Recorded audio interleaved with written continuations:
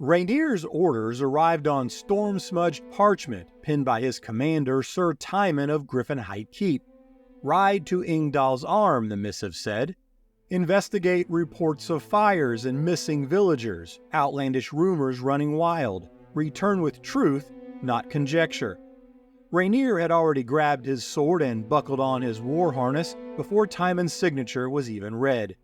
By the time he reached the southern verge of the Yuirwood, the last cinder of daylight had vanished behind the sea of fallen stars. Night had swallowed the horizon, yet the darkness soon offered a new, dreadful illumination. The wind died, leaving silence broken only by the crack of lingering embers. The air was thick with smoke and burnt earth.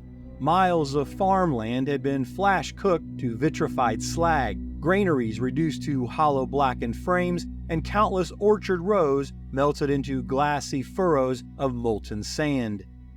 20 years' service to the Symbol's magocracy had taught the difference between a hedge wizard's mishap and something more sinister. This was the latter. The singed edges of the Yuirwood screamed it. The devastation, coupled with Ingdal's proximity to the Thayan frontier, set every instinct on edge. A rogue red wizard wielding a firestorm would match these scars. Worse, the red wizard's reach had known such trespass before. The only question was, for what purpose now? Still, the veteran knight's logic found flaw. Thayan pyromancers craved spectacle and captives, but all they would find in the remote village of Ingdal's Arm would be fish and gulls.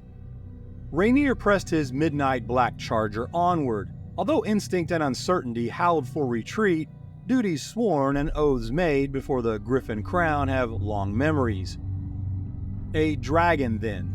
The possibility certainly tracked with the seared earth, but Rainier again had doubts. Any serpent old and powerful enough to wield this magnitude of flame would surely scoff at a settlement best known for the quality of its fishing nets and as the home of Aglarant's champion trawler. Besides, any dragon of flame was likely passing overhead, no need to remain. But no sooner than Rainier had crested the last ridge overlooking his destination, that certainty vanished. The village, its homes, its docks, every standing structure had been alchemized into glowing pools of magma and sulfur. Emerald witchlight flickered in the air, remnant reflection of wards devoured only hours earlier. Glyph stones sagged, melted like wax idols. Few are the Thayan wizards with firestorms that hot. Rainier barely had time to finish that thought when at the basin's heart sprawled a living mountain of crimson blood-red scales, each ancient iridescent armor-like plate larger than the shield he carried. The pulsing draconic mound radiating visible heat as it rose and fell where a Shantian chapel had once stood. As the colossal dragon exhaled a lazy sigh of superheated air, the ripple of distortion struck the chapel's fallen bell, making it toll a single, dull note across the valley as though struck by an invisible hammer. Scholars might label such progeny a spawn of Tiamat or a blood heir to the draconic emperor god Chazar who once ruled these coasts. But names mattered very little now. Doom had a scarlet face, and its gaze had fallen upon him. Eyes like twin furnaces, revealing pupils that burned brighter than the magma veins beneath Mount Thargil. Rainier's immediate thoughts of retreat were just that, thoughts, nothing more. It took a moment to realize that he was no longer moving, his black war charger frozen mid-stride. The knight's eyes widened in stunned realization just as his mind was seized by the dragon's frightful presence. This was not some young red dragon. This was a colossal, ancient wyrm. A head far larger than his own warhorse lifted as scaled lips parted in conversational disdain. A voice followed, cultured yet venomous, each syllable sliding across the valley with the slow menace of a guillotine blade. A Griffin Height errand boy. Your heraldry reeks of Eltalar's shallow-minded wizards and their witch queen. Tell me, have you come to offer tribute to my work here? Or are you simply the last bit of meat left in this pathetic valley? Rainier found he could not speak. He could barely breathe. Words failed him, only the sing of steel as the knight instinctively pulled his sword from its scabbard broke the hush. The dragon's mouth curved in what might have been a smile, revealing teeth like ivory greatswords. No tribute, then? How disappointing. The valley began to brighten as the ancient worm's hellish internal furnace primed, its scarlet radiance glinting between crimson-stained fangs. Rainier held fast to meet the glare. If he must die, he would do so staring directly at the incoming inferno and beneath his banner's silent virtues of steadfast duty and courage. Accepting his fate, the knight pat his steed affectionately a final time before clutching his holy symbol of helm, whispering a prayer for those who perished this day and would never be buried. In the final moments before flame erased all but charred marrow, a single grief pierced Rainier's resolve. It was not for himself, but for a memory, a summer spent on leave in the Yuirwood, listening to star elves sing the history of their world into the whispering stones of Sindrian. He had once touched those cool, smooth relics, felt the echo of ages beneath his fingertips. Now even the memory itself felt fragile, about to be burned from existence along with these woods, the stones, and those songs. This evil would not just kill a knight this day, it would shatter this land and devour a piece of the world's soul. A knight could hold a ridge, but he could never dam an erupting sun. Rainier died mourning the lands he fought to save, and dreading the harsher one that would follow in his ashes.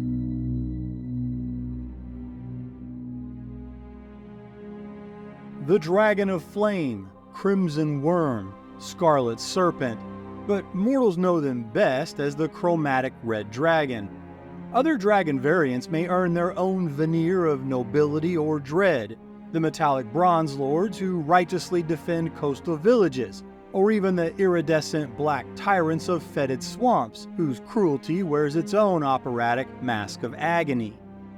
The Red Dragon, however, requires no such pageantry. Its arrogance and greed is in no way symbolic. Its incessant hunger for dominion and status carry no real metaphor. This chromatic crimson spawn of Tiamat exists to possess, control, and destroy, and it demands to be seen while doing so.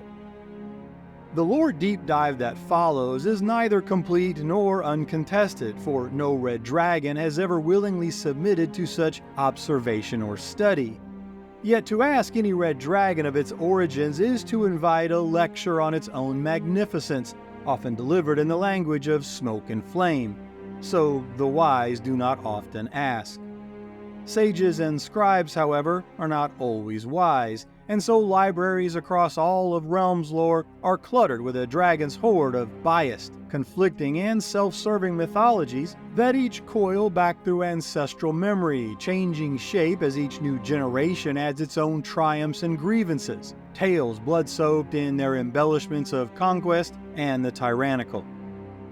Some of the oldest and most detailed accounts are found upon the pages of the Draconomicon of the 2nd edition, and it is here that we learn of the Book of the World, a 300-page tome of runic script called Avarice that some posit is one of the oldest languages known to exist. The Book of the World is a tome that is about as close as you may ever find to a text on draconic religious doctrine. Only a single copy of this book is known to exist, and its contents are formed from a thin, flexible metal. Within its runic writings lies a mythological tale of divine right, and the implication that the red dragons were not just the first among dragonkind, but first among all things. Taking the form of a hymn dripping with ecclesiastical self-importance, we are taken down the well-worn story path of Genesis by divine sacrifice. In this biased telling, we learn of Asgorath the World Shaper, a dragon god who shatters the crystal sun, his sacrifice of celestial flesh, or possibly hers, accounts differ, made to forge all of dragonkind. The tale continues that as the dragon deity's divine blood rained down upon the nascent world, from each drop would rise the first dragons, each the same crimson shade as the lifeblood spilled to birth them, each a divine offspring of Asgorath. This pro-chromatic mythos also claims that among them one betrayer, a renegade soul that would come to be known as Bahamut, rejected this divine gift, shedding his own blood to spawn the metallic dragons as a counter to the sacred red purity.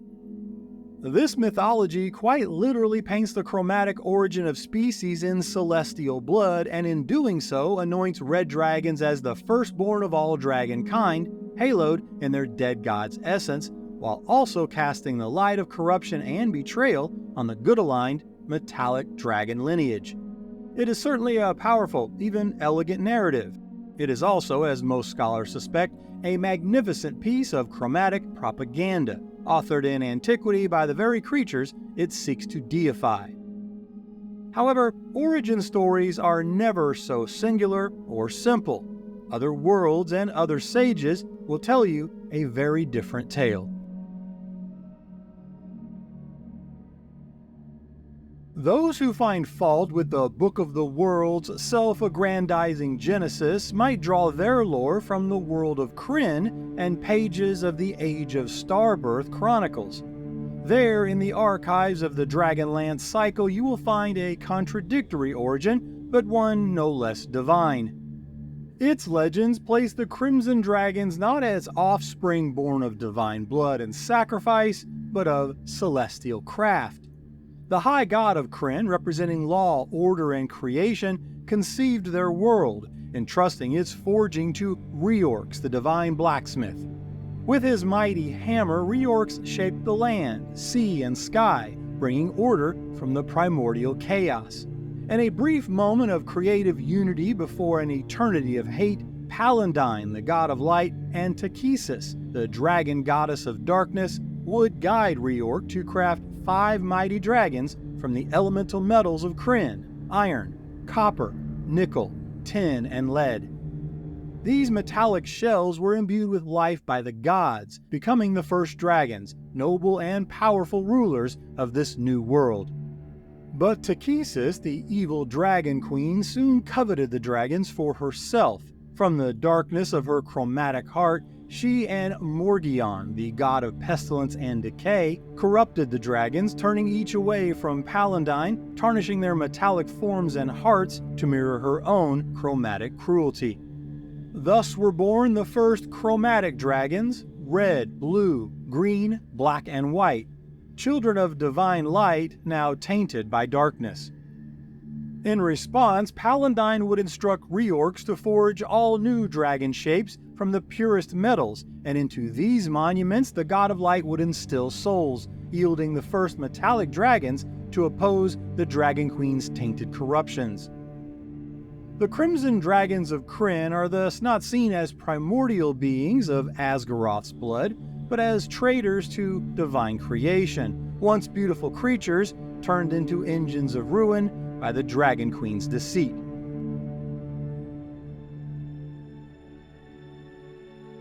The mythologies we just covered, the spawn of Asgorath and the corruption of Takesis, are, at least according to a majority of sages who study such things, the best known origin tales. Yet they do not stand alone.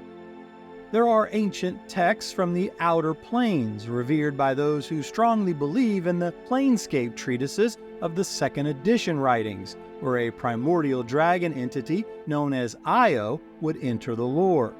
These Planescape texts tell us that Io encompasses all known dichotomies of dragonkind. And from those earliest Planescape scrolls, Io is described as the great eternal dragon who birthed the multiverse.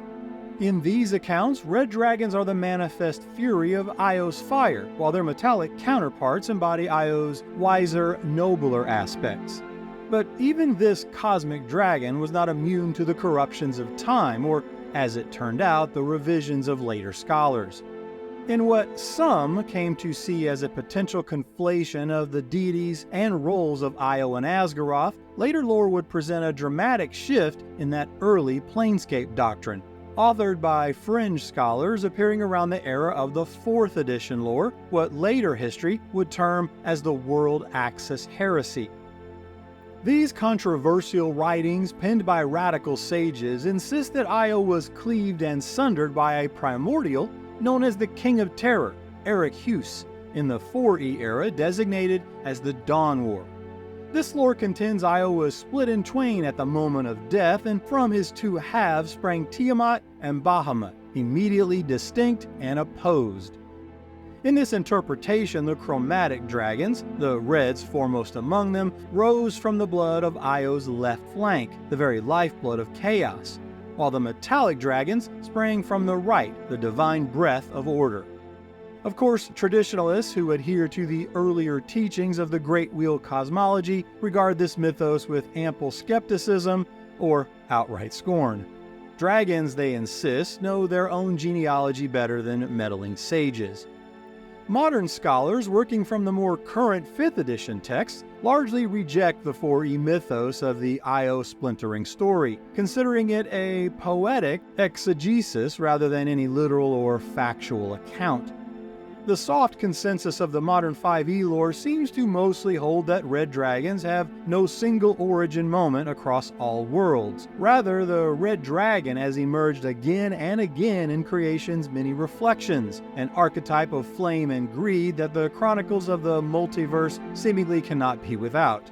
This is part of the 5th edition discovery of the first world theory, something we will be coming back to a little later in this volume.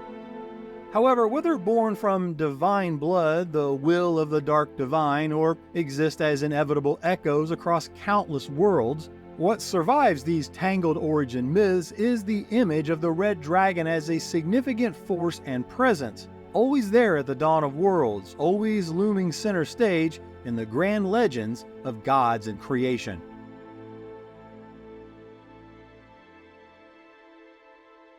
Like all true dragons, the chromatic red variants emerge from eggs, which of course requires the practice of mating. The lore tells us that female red dragons will seek out a male for breeding and reproduction only about once per century. This is generally the only time you will find two red dragons in the same place at the same time, unless of course one is killing the other. Even the alliance of mating is a temporary tension-fraught affair. The female will select her chosen mate, not unlike most humanoids, based on status, reputation, and the size of his hoard. The male will almost universally accept the invitation, because as you will learn as this discovery unfolds, pride and ego only compete with avarice and rage as the top character flaws of the red dragon. And being selected to mate by a female is more than just a notch on its lair bedpost. It's a huge lift to their social status among other dragon kind. With intentions made and agreed, the red dragon courting ritual is then said to offer its own risks, especially given the fact that any potential suitor is also still considered a dangerous rival. The few known observational accounts tell of a terrifying spectacle of dominance. The prospective male and female will perform an aggressive courtship in the skies. What follows is a fiery show of aerial acrobatics meant to scorch the clouds, punctuated by roaring contests powerful enough to shatter mountaintops. Each dragon shows off its fire and the raw fury of its presence, and only if both are suitably impressed, and neither backs down in fear, will the pair join for a time to produce a clutch of eggs. But the partnership is fleeting, rarely lasting much beyond the hatching to possibly a few years into the wormling's life. And that is the best case scenario, as the temporary truce has been known to end much sooner and in violence. Red Dragon history is replete with unfortunate accounts of one mate turning on the other immediately after the eggs are hatched or even laid, usually over some slight, suspicion, or bruised ego. That said, parental red dragons understand the value of propagating their species and are fiercely protective of their young, the mother being especially inclined to incinerate any creature that even comes near her nest. The mating results in only a small clutch of 2 to 4 eggs at most. They are large as a hag's cauldron and each require significant heat to develop, which is but one reason why red dragons make their lairs in environments of extreme heat. From the first crack of the egg, the emerging wormling meets the grim reality of a red dragon's life, and its first lesson is that sentiment is weakness. Mama Dragon, having completed her duty to the gene pool in the act of procreation, will rush her young out of the proverbial nest as quickly and unceremoniously as possible. While the mother will fiercely protect her young during this nascent stage, she is a callous parent. There will be no swaddling, warm cuddles, or bedtime stories for these baby dragons. In fact, the wormling is expected to learn fast or die, a harsh truth borne out as the mother's protection quickly warps into fierce competition among the brood. While real-world observation is limited, though many a philosopher of biology has met their fiery end in the attempt, most sages of natural history confidently estimate this period of protection lasting somewhere in the 8 to 15-year range. During this time, the wormling learns base hunting and survival skills, the basics of flight, and generally matures into the young dragon stage. What follows shortly thereafter is another bitter lesson, as the Mama Red will soon exile the young from her territory, and do so under the threat of death. The lore hinting that, yes, she will eat the weak if they hesitate, a peril that each young dragon by this point in their very short lives are likely well aware of. Assuming they have survived thus far, the 2 to 4 young dragon siblings are now left to fend for themselves. This often ends in them turning on one another in a bid for food and dominance, as each sets out to carve their place of supremacy across the realm. The resulting carnage of what has to be the worst childhood ever is the draconic form of survival of the fittest, ensuring only the most vicious of the clutch even make it into adulthood.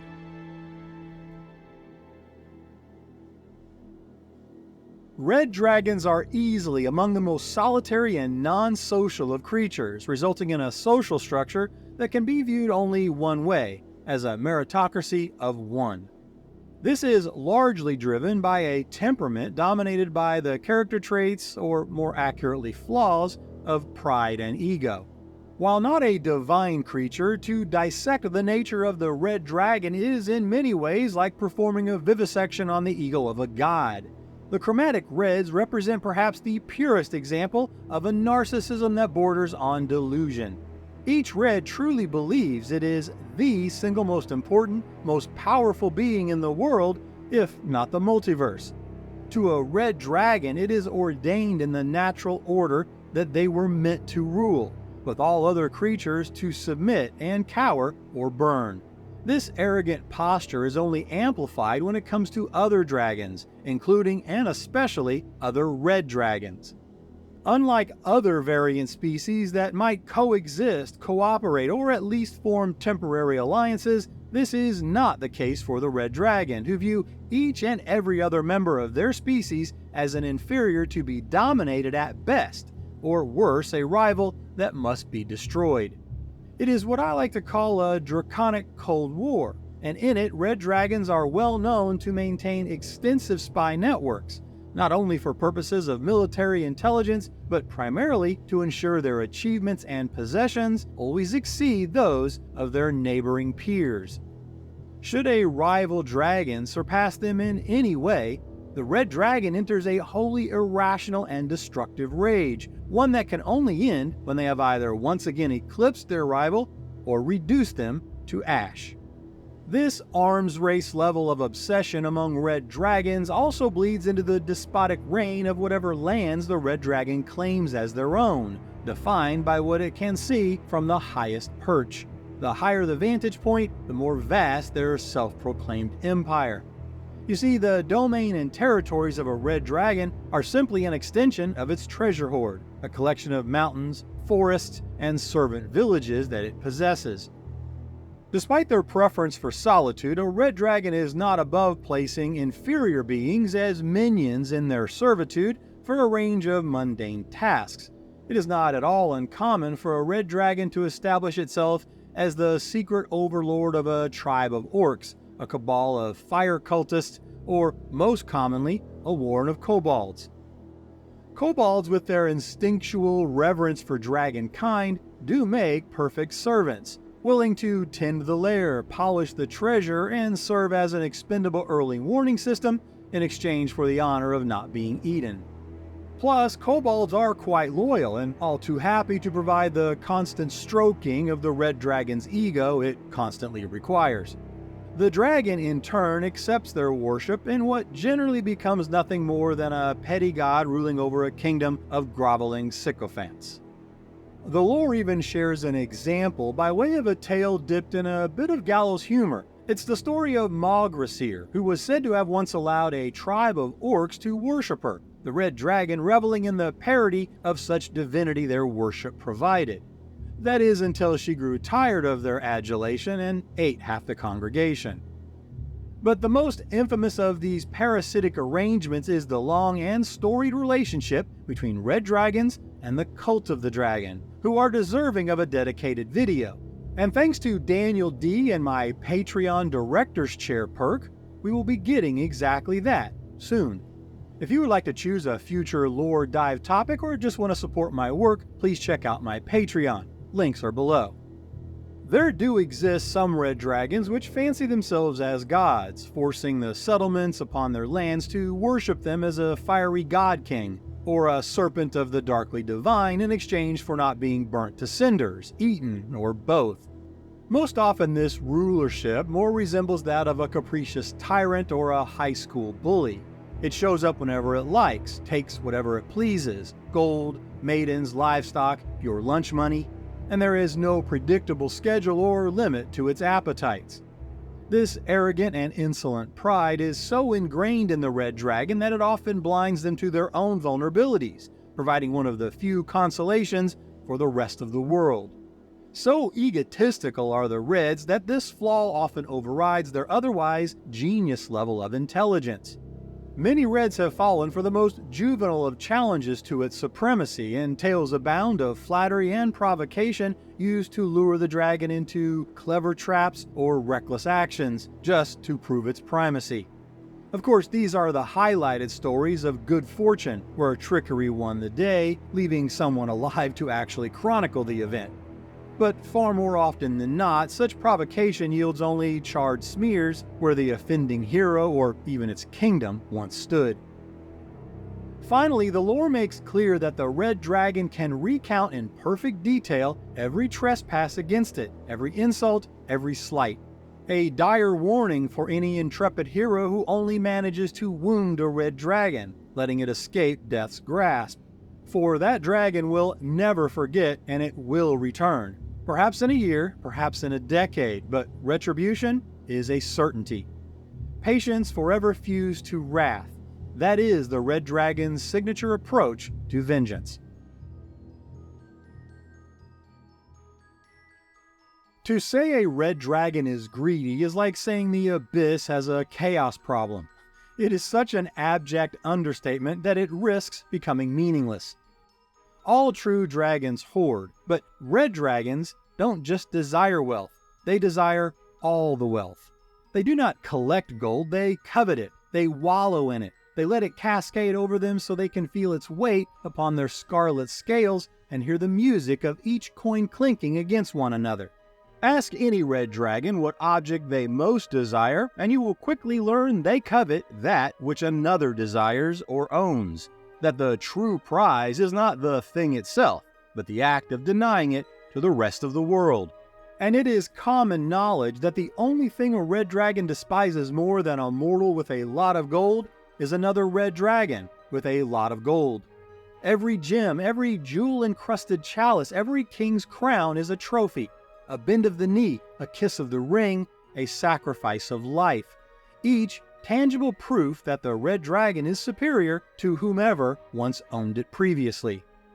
The red dragon is the one creature across all monster manuals and all editions of lore that most embodies and intensifies the also very human flaw of wanting most what you cannot have. To put it simply, there is no treasure hoard large enough. There is a draconic proverb, likely penned by a red dragon, that sums up this worldview best. To have is nothing, to keep is all. which leads us to a friendly word of warning for those who might seek out the innumerable riches to be found within a red dragon's lair. Just know that every red dragon is acutely aware of the value, origin, and precise location of every item in their lair, every single coin. And most importantly to you, dear adventurer, they are also immediately alerted should even a single copper piece depart. While this level of intimate, almost supernatural knowledge seems outlandish to those of us who seem to lose our keys on a daily basis, the lore does in fact provide a solid hypothesis for this phenomenon. It is believed that this extraordinary recall stems from the dragon's tendency to sleep for long periods of time, and more importantly, the universal ritual of catching those Z's while lying upon their treasure hoard. This dragon-specific type of hibernation is called hoard sleep, where a dragon slumbers for extended periods, often for years or even decades at a time. But this is much more than rest and relaxation. In what might be thought of as communing with their worldly possessions, the dragon is in fact mentally sorting, cataloging, and even reliving the history of each item, down to the last copper. The dragon is thought to absorb the psychic residue left by previous owners, the triumphs and tragedies associated with the acquisition of each artifact. The understanding of hoard sleep goes a long way in explaining the dragon's pathological reaction to any loss or theft of their possessions. To steal from a red dragon's hoard is not a property crime, it's a personal violation and an intrusion of their psyche. A red dragon will pursue any such thief across plains and centuries just to recover a single stolen goblet. Not because of the goblet's monetary value, but because the act of theft is an intolerable insult, and the vengeance wrought is never proportional to the crime. I will close this chapter with a little foreshadowing and share a fascinating 5th edition theory put forth by Fizban the Fabulous.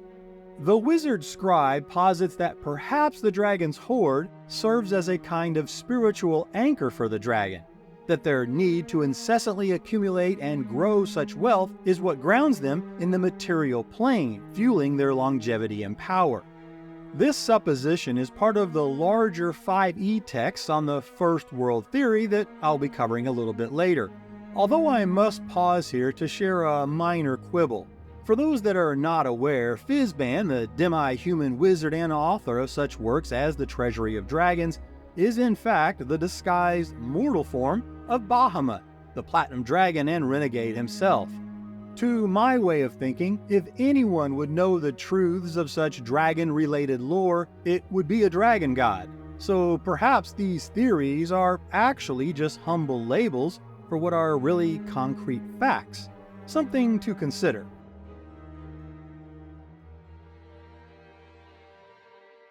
There is no beauty in the architecture of a red dragon, only hypertrophic and apocalyptic intention. Also known by its scientific name, one used only by the most pedantic of scholars, Dracoconflagratio horribilis. The red dragon is without question the pinnacle of chromatic dragon kind, its primacy of power matched only by its metallic countermeasure, the gold dragon. Few creatures inhabiting Realmslore so perfectly marry physical might, magical acumen, and malevolent intent. Yet any scholar who decides to catalog the biology of the red dragon emergent egg to final echo soon discovers that the task is not one just for the anatomist, but also the theologian, the historian, the arcanist, the alchemist, and even those scholars who study the psychosis of the mind. One of the longer-running draconic debates concerns red dragon anatomy itself. Are they purely natural creatures of flesh and blood, or are they semi-elemental beasts of fire and rage? The earliest texts from the foundational folios of the 1st and 2nd edition firmly categorized red dragons as 100% terrestrial creatures. They eat, they sleep, they bleed when cut. Powerful, yes, but ultimately biological beings. This view would be challenged, starting with a strain of arcane thought in the 3rd edition text that began to color the red dragon in more mythic terms. However, it would be during the 4th edition era, a period full of radical revisionism that would lean heavily and clearly position the chromatic reds as creatures displaced from the elemental chaos. This interpretation would not be met with open arms. Classic scholars, particularly those that adhere to the 2nd edition's Great Wheel cosmology, to this day ridicule such notions as absurd. And those old school sages do have a lot of evidence on their side, starting with the fact that red dragons mate, however uncomfortably, and their offspring hatch from eggs, both a decidedly biological process. The matter would mostly be settled with the modern lore, as codified in 5th edition text, largely but not completely returning to the legacy flesh and blood model, but adding a healthy dash of that 3rd edition mythos to their draconic heritage, a facet of the lore that will become more obvious as we proceed with this deep dive. As covered in Chapter 5 and documented in the 2nd edition lore from the Draconomicon, the early life of the wyrmling is no picnic. However, their predator-attracting bright red scales will increasingly darken and thicken with age, transforming to an ever-deepening blood red that eventually becomes tougher than the finest armor. Their horns are a regal formation of bone and keratin, most often swept backwards behind their head and are generally much longer than those of their variant cousins. Red dragons are capable, if not the most agile of flyers, flight achieved through powerful wings that are easily the largest among any of dragonkind, and complemented by a robust skeletal system of hollow bones, reinforced by a honeycomb-like structure, a design that is both lighter and stronger than solid bone, plus, magic.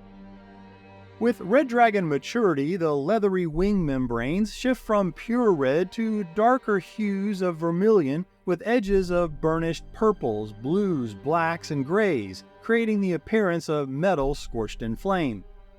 Red dragons are carnivorous both by necessity and preference. To a red feeding off intelligent creatures, specifically humanoids, is just another show of their dominance. However, it is worth noting here that red dragons are not mindless predators driven by savagery or bloodlust. They can go long periods without eating, and unlike most apex predators in the wild, or even the white and black dragon variants, red dragons do not kill out of some primal need. You can be certain that when a red dragon slaughters a village, it is not because it needed to feed, it is because the destruction was the point. Any feast the dragon might enjoy in the resulting devastation and ruin that follows is simply a pleasant bonus. And it is this level of callous cruelty for its own sake that is a hallmark of red dragon behavior and what makes them the most sinister of all dragonkind. They derive great pleasure from the act of destruction and the misery that they cause. There does exist a small minority in certain academic circles that specialize in the study of dragonkind, who will assert that what most others view as malevolent red dragon behavior is actually a force of natural culling, a way for the world to burn away the rot and start anew. Aside from the obvious insult that such a flawed position lays upon those who have perished by chromatic claw and flame, if this were ever an aspect of the natural order or some facet of a complex cosmic intention, it has long been subsumed by their own sadistic free will. Make no mistake, red dragons are connoisseurs of ruin.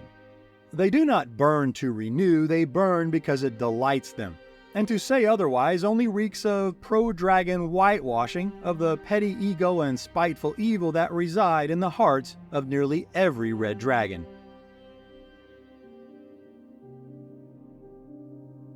Continuing with the more specialized aspects of red dragon anatomy, let's discuss the extraordinary senses that enable the red dragon to perceive the world around it with a clarity that one might consider supernatural. Let's start with the visual. Red dragons possess what biologists call tetrachromatic vision, which allows visibility into the ultraviolet spectrum.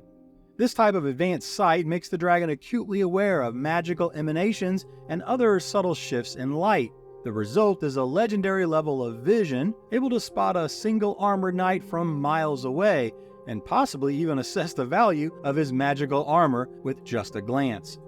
But we only have to look into the pupils of the red dragon, or lack thereof, to gain a visual window into the furnace of contempt that burns at the core of every red dragon.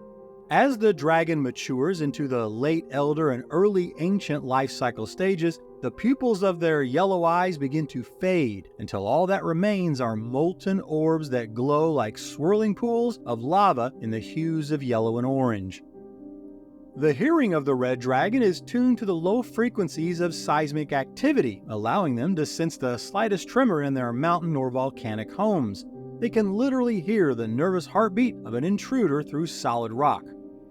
Their sense of smell is equally acute, rivaling the most experienced bloodhounds or cadaver dogs. The red dragon can detect the faintest trace of blood from a single cut, and even the acrid chemical signatures of fear and desperation from a mortal's sweat. There are even some legacy texts that suggest the red dragon can actually smell wealth, detecting the subtle mineral signatures of gold and gems. While this is likely a bit of biased or poetic exaggeration, even if untrue, it speaks volumes to the red dragon's obsessive greed and their focus on treasure.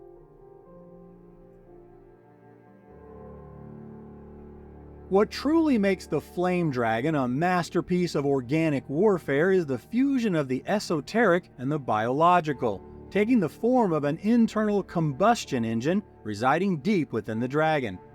However, first a clarification is in order. What is all too often called the dragon's fire breath is actually a misnomer.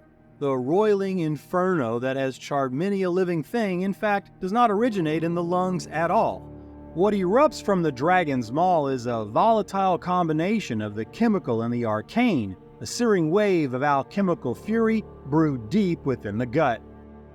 The key to this firestorm is a specialized organ, what arcane anatomists have termed the ignis draconis.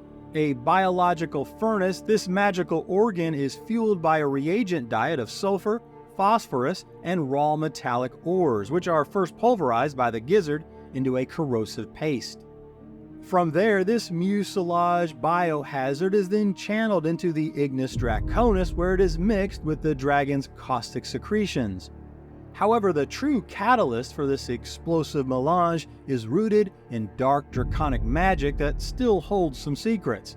All we know for sure is that the volatile magical energies of elemental fire somehow tap directly into the dragon's heart and its own life force before being carried through a massive dedicated artery called the fundamentum. In the dragon's belly, organic meets magic, fusing to create a pyrophoric slurry that is not exhaled by the dragon as so often thought, but vomited forth violently, igniting explosively upon contact with the air.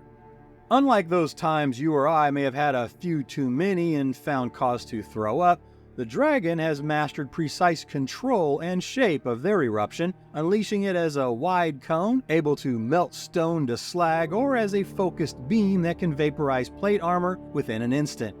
And the effects of the ignis draconis are not isolated to its projectile flames. The reaction of chemical and magic permeates the dragon's entire physiology, making its scales radiate the oppressive heat, causing the air around it to shimmer in a desert-like mirage. And the dragon's blood runs so hot that if spilled, it boils away in clouds of crimson steam, while also making the dragon immune to fire.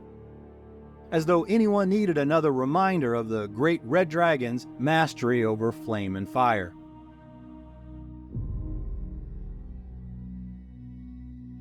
Unlike most of us mortals who peak and then slowly decay into an old age of prune juice and yelling at clouds, the life cycle of the red dragon presents as a linear power curve, a one-way progression of ever-escalating might. The best map of the life cycle of dragonkind was documented in the 1990 Draconomicon, where 2nd edition scholars documented the details of 12 stages of draconic aging. While we must temper this with the understanding that most dragons would scoff at what are the assumptions and writings of human hands, I still think a brief overview will give us a base understanding of just how different dragon biology really is. I have the full 12 stages listed now, and there's a PDF handoff available over on my Patreon, but let me summarize the key stages that you should be aware of. We have covered the first decade or so of Red Dragon life back in Chapter 5, and with only minimal exception, by age 15, nearly all young Red Dragons will have begun their lives of solitude and almost universally will have no further contact with either parent. In fact, the older the young dragon becomes, the more likely they risk being killed by mom or dad just for entering their territories. It is around the age of 25 that each enters their juvenile stage, where they have mastered most survival and hunting skills, making them formidable if inexperienced predators. At the 50-year mark, the now young adult dragon has well learned that fear is a currency. Its mind, once a simple engine of hunger and survival, is now fueled by its own ego and a desire to become a true sovereign. Reaching adulthood specifically around the century mark, the dragon ceases to be just a powerful monster and really begins to evolve into a true evil, felt by all within the lands it claims. For the next several centuries, the Red Dragon becomes a permanent fixture of evil and a growing influence on the regional map. No longer needing to prove its power, this is the age of grand strategy, massive lairs, minions, and cults. As a mature adult, the Red Dragon will conquer others, mortals and dragons alike, manipulate kingdoms into wars, and incessantly fill its lair with vast and priceless treasures. It sleeps for years or decades communing atop its hoard, and when it wakes, it is to prosecute a grudge, claim a new land, or simply terrorize the innocent out of boredom. Barring violence or misadventure, this elder, now centuries-old Red Dragon will still cross the millennia in their life, continuing to gain power with each passing century. The final stages of ascent into antiquity mark the dragon's transcendence into a living legend of fear and myth. This elder Red Dragon, having watched the rise and fall of mortal lands and kingdoms for the better part of a millennia, start to become what are arguably the most powerful beings on the material plane, the Ancient Dragon. With complete mastery over their arcane powers, with a mind that operates on a scale hardly comprehensible to man, the reclusive ancient Red Dragon holds influence to shape kingdoms and entire regions. They harbor a blackened soul, and are often worshipped as dark oracles or even deities to lesser malevolent beings. But the final stage of the dragon life cycle, at least as documented by scholars, is also the most exalted and rare, known as the Great Wyrm. These singularities of malice and evil eclipse the 1200-year milestone in age. The zenith of draconic evolution, the Great Wyrm possesses powers that border on the divine. Somewhat ironically, the Great Wyrms are often less a threat to mankind at this stage of their lives, at least until the very end. Not due to any loss of power, mind you, but because they most often no longer concern themselves with kingdoms, heroes, or even mankind. Incredibly reclusive at this stage, the Red Dragon turns their brilliant mind towards higher thinking of cosmos and thoughts of immortality. So is there a case to be made that Red Dragons are immortal? Legacy lore has long maintained that dragons are very much mortal, telling us their time does come, and that each may well know when its internal clock is set to expire. And scholars have written witnessed accounts of this accepted life cycle for centuries, and you'll be hard-pressed to find a single page in all of Candlekeep that tells a true accounting of an ancient red or great wyrm dying peacefully. There are volumes of text that suggest Red Dragon DNA in particular demand that each meet their end in spectacular fashion, almost always through aggression, conflict, and violence. A long, sinister arc of supremacy, greed, and domination, terminating in a short and bloody finale. It seems that going out in literal flames is the preferred Red Dragon end. However, as hinted at back in Chapter 7, recent revelations found in modern writings present a new metaphysical theory that may just challenge that legacy lore assertion. The text of Fizban's Treasury of Dragons for the 5th edition suggests that the material plane may be only one of many draconic echoes of a primordial first world, and that a single dragon's soul can resonate across these realities. A great dragon, therefore, might exist as multiple incarnations across multiple worlds simultaneously. When one such being reaches a certain threshold of age or power, what modern lore calls the Great Wyrm stage, the dragon can then begin to tap into the life force of its other selves, something akin to a string theory for dragons. If this first world theory is accurate, then a Great Wyrm is more than just a very ancient and powerful dragon. It becomes a nexus of many realities and worlds, a self-aware, multiversal singularity. The implications of this are profound. I mean, it's hard enough to kill a red dragon on the material plane, but now doing so might only weaken it on another, or worse, alert its more powerful echo to a new threat.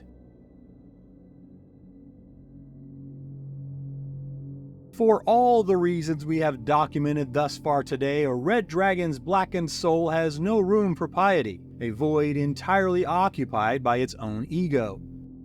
A red dragon does not worship, for to worship is to kneel, an act so contrary to their nature it is considered a paramount of insult. The red dragon's relationship with the gods, if you can even call it that, is not one of faith or reverence, but of politics, a cynical negotiation of power, fear, and of course ambition. In the analysis of such an arrogant mind, the gods are considered distant parental figures at best, respected perhaps as one respects deadly ocean storms or a winter blizzard, but ultimately they too are rivals for a red dragon's status and dominion. Of course, most chromatic dragons certainly acknowledge Tiamat, the dragon queen, as their progenitor and sovereign. Whether one calls her Tiamat, as is common in Faerun, or Takesis, as the scholars of Krynn insist, the five-headed matriarch of evil dragon kind does command their grudging respect. They dedicate great victories to her name, and some may perform dark rites in her honor, but this is less divine worship and more transactional, sometimes even adversarial devotion, closer to that of a trusted general who secretly eyes a coup d'etat of the emperor's throne. Each dragon believes, accurately, that they are Tiamat's favorite child, the purest expression of her will. At the same time, in a very Luciferian manner, each also harbors the seditious thoughts that if they were ever given the chance, they would do a much better job. Tiamat, for her part, cultivates this fragile loyalty through fear and greed, often sending visions of plunder to guide her children's wrath in service of her own inscrutable ends. If Tiamat is the sovereign to be respected or tolerated by the red dragon, then Bahamut is the philosophical disease to be eradicated. Red dragons and most of their chromatic cousins refuse to speak the platinum dragon's name, for a name has power and they will grant him none. He is instead the renegade, a slur spat with venom on the tongue, or the mewling dragon lord, a slanderous title dripping with contempt for his perceived sentimentality. Yet for all their bluster and denials, a sliver of fear assuredly resides in the deepest chamber of each chromatic dragon's heart. They know the tales passed down like heirloom grudges of his golden champions smiting their chromatic kin from the sky. While Tiamat is widely regarded as the deity of most red dragons, their pragmatism and a passing nod of respect have also extended to other deities. This includes other dragon gods such as Garrix or Task, as well as the non-draconic such as Bane, Loviatar, Malar, and even Asmodeus, owing to their ordered tyrannical impulses. But all this dabbling in pantheons and gods is really just distraction. The only true religion of the naturally impious red dragon is the worship of self. The ultimate expression of its ego is not to serve a god, but to become one.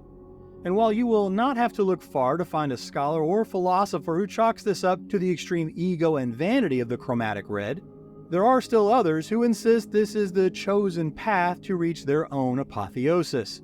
The Realmslore story of the red dragon Chazar, a chosen consort of Tiamat, and his own brief elevation to godhood, often serving as a blueprint of divine study.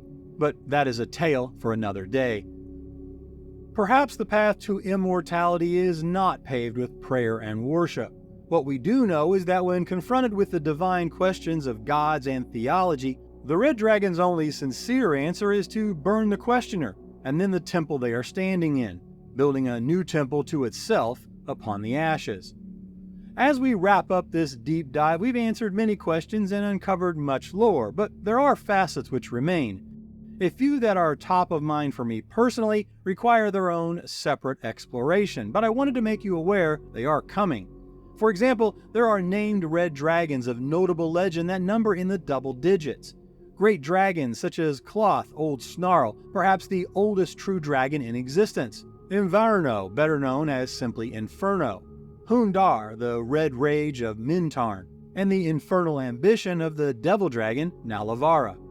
We have not yet spoken on the destructive ego of Balogos, the flying flame, the divine ambition of the aforementioned Chazar, or the gluttonous tyranny of Thimberchad deep in the Underdark. And we can't forget about those red dragons who took the vile path to immortality, Draco-liches, such as Dragotha, widely considered to be the first Draco-lich.